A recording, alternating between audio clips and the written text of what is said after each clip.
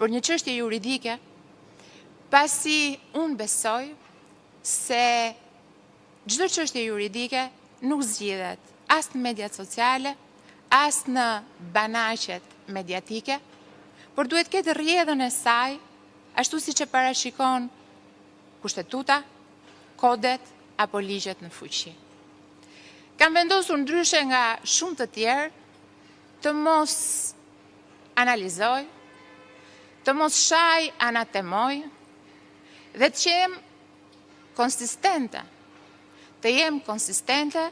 në qëndrimin tim për sa i përket drejtësisë. Nëse do t'i ktheheni deklaratave të mia publike për drejtësinë, nuk do gjeni kurrë asnjë deklaratë që të kundërshtoj tjetrën. Unë besoj se drejtësia duhet të jetë e lirë dhe e pavarur.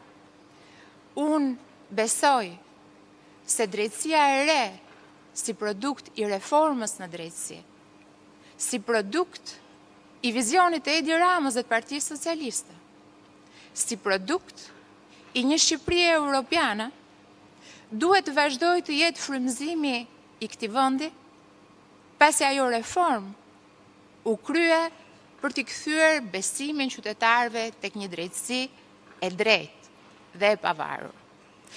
Dhe unë besoj tek kjo drejtësi dhe nuk do më dëgjoni kurrë as ta lavdoj, kur ajo godet kundërshtarët e mi politik, pasi unë nuk kam kundërshtarë të tjerë, dhe as ta anatemoj kur kjo drejtësi mund të prek interesat e mi personal.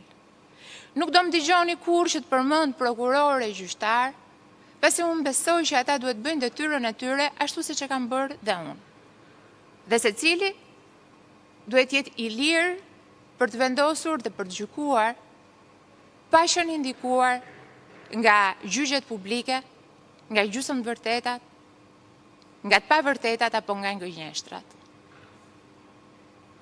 Unë nuk kam dhe s'kam pasur kurrë lidhje me korrupsionin dhe nxis shëhetimi që ka nisur prej muajsh ndaj meje dhe që nuk e kam penguar kurrë, as në pozicionin tim si ministër apo si zëvendës kryeministër dhe as në pozicionin tim si qytetar i lirë i Republikës Shqipërisë, të vijoj për të nxjerrë të vërtetën sipërfaqe.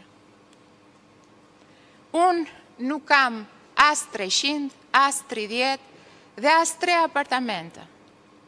Nuk kam as 1, as 2 jate, nuk kam as limuzina, as helikopter dhe as avion.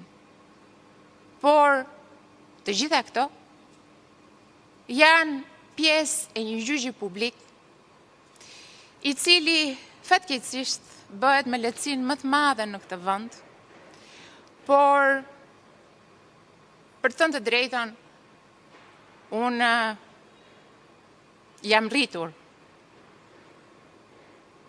me gjyqjet publike.